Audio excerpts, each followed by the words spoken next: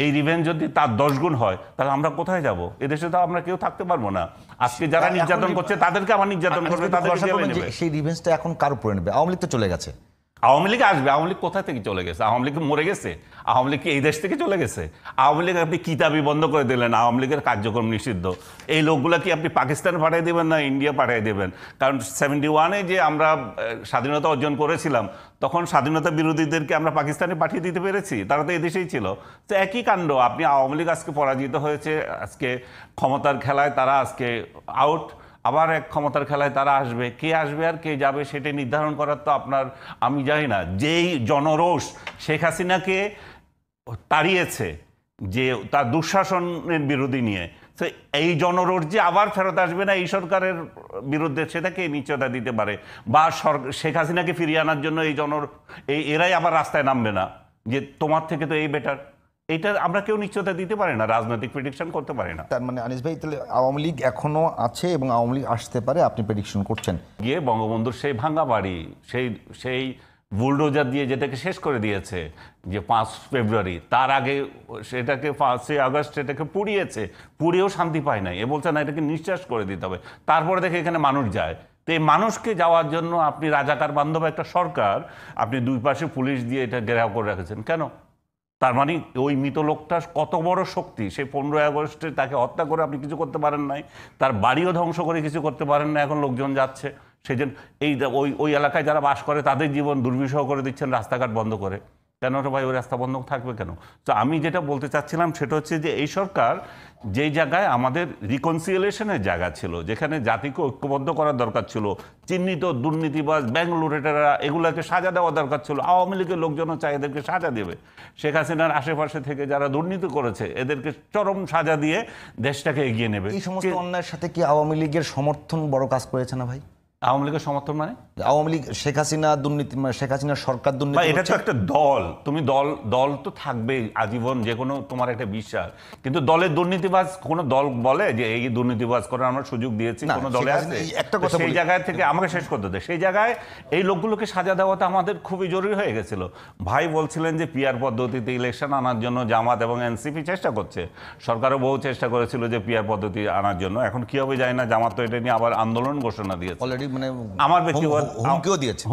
আমার ব্যক্তিগতভাবে কোনো অসুবিধা নাই, পিআর পদ্ধতি হোক আর যে হোক।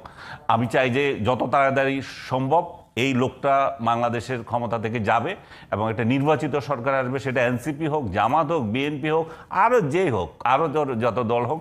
তাহলে আমরা একটা রাস্তায় উঠতে পারবো। আমাদের একটা নির্দিষ্ট গন্তব্য থাকবে, বহির্বিশ্বের সাথে আমাদের একটা সম্পর্ক থাকবে। এখন যেটা হচ্ছে, কেউ আমাদেরকে পাত্তা দিচ্ছে না। এই সরকার কয়দিন থাকে, কি করবে না করবে, এর সাথে কোনো চুক্তি করছে না, কোনো বিনিয়োগ হচ্ছে না, দেশের মানুষ বিনিয়োগ করছে না। আমি কালকে বলছিলাম 2,60,000 কোটি টাকা ব্যাংকে পড়ে রয়েছে, কেউ বিনিয়োগ করছে না। বিনিয়োগ কেন করবে? তার বিনিয়োগের নিশ্চয়তা নাই। বড় বড় কোম্পানিগুলোকে ধ্বংস করে দেওয়া হয়েছে। আমি যে টেলিভিশনে আপনাদের এখানে বসে কথা বলছি, আপনাদের এই মালিকের প্রতিষ্ঠানগুলোকে তো একটার পর একটা পুড়ে ধ্বংস করে দিয়েছে। তাতে লাভ হয়েছে কি? এখন বিদেশ থেকে টায়ার আমদানি করো, তাই না? তো আমাদের শিল্পকে আমরা ধ্বংস করেছি। কে করেছে? এই আমলে করেছে। এখন ডক্টর ইউনূস বলবেন যে না, আমি তো 5 আগস্টের আগে যদি কিছু না, 5 আগস্টের পরে হয়েছে। আপনার আইন শৃঙ্খলা পরিস্থিতি এমন ছিল, আপনারা আমাদেরকে এখন পরদেশ নির্ভর করে দিয়েছেন। এই জিটিভি, এদের কোম্পানি, কি কোম্পানি, যে গাজী গ্রুপ, তারা প্রথম বাংলাদেশে এই যে টায়ার ম্যানুফ্যাকচারার, ওই যে পানির ট্যাঙ্ক ম্যানুফ্যাকচারার, যে এগুলো এখন আমাদেরকে বাইরে থেকে আনতে হবে, বা আমাদের দেশের ওপরে শিল্পকে ধ্বংস করে। সো আমরা কোন জায়গায় উন্নতি করছি? আমাদের শিল্প প্রতিষ্ঠানগুলোকে ধ্বংস করে, আমাদের ব্যবসাপাতি ধ্বংস করে। তাহলে আমরা, ডক্টর ইউনূস আমাদের কি দিচ্ছে? উনি বলছিলেন যে পিআর পদ্ধতি হলে আওয়ামী লীগ চলে আসবে, এটাও ওনাদের ভয়। ওইটা ওনাদের ভয়। আওয়ামী লীগ কীভাবে আসবে? আওয়ামী লীগের যে প্রার্থীটা হবে, ভাই মনে করেন আমি আছি ঢাকা ধানমন্ডি আসনে আমার বাড়ি, তো সেইখানে যে আওয়ামী লীগের যে প্রার্থী, সে কোথায়?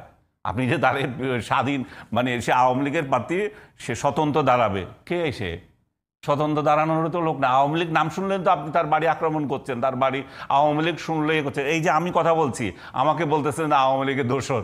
মানে আপনি সরকারের সমালোচনা করলে সেটা যদি ক্রেডিট যদি আওয়ামী লীগের পক্ষে যায়, সে আওয়ামী লীগের দোষর, বা এই পেছনে যদি বিএনপি থাকতো তাহলে তো এটি বিএনপির পকেটে যেত। তাহলে এটা তো নির্ভর করছে আপনার আগে কে ছিল, সে ভালো কি খারাপ, এবং আপনার পরে যে আসবে সে কি করে সেটাও তো আপনার উপরে যাবে। সে যদি ভালো কাজ করে তাহলে বলে যে ইউনূস কি দুঃশাসন দিয়ে গেছিল, এরপর আমরা এগিয়ে গেছি। কিন্তু আপনার থেকেও যদি আরও খারাপ হয় তাহলে যে এর থেকে তো ইউনূসও খারাপ, যে যারা আমরা এত খারাপ বলছি সেও তো এর থেকে একটু বেটার ছিল। এটাই তো কম্পারিজন। এখানে স্বৈরাচার অমুক তমুক এগুলো খোঁজার দরকার নাই। যেটা হয়ে গেছে 5 আগস্ট হয়ে গেছে, এখন সামনে কিভাবে যেতে হবে আমাদের সেটার জন্য আমাদের চিন্তা করতে হবে।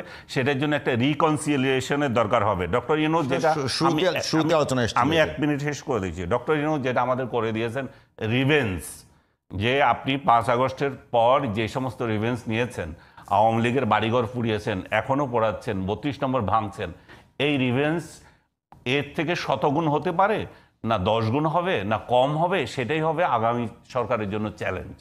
আগামী সরকার যদি এই রিভেঞ্জ কমাতে পারে, আজকে আপনি জরিপটা দেখেন নাই, এক জরিপে লেখা আছে যে 48% লোক ভোটই দেবে না, সিদ্ধান্ত নেয় যে ভোট কাকে ভোট দেবেন। তার মানে বুঝেন দেশের মধ্যে কত অস্থিতিশীলতা চলতেছে।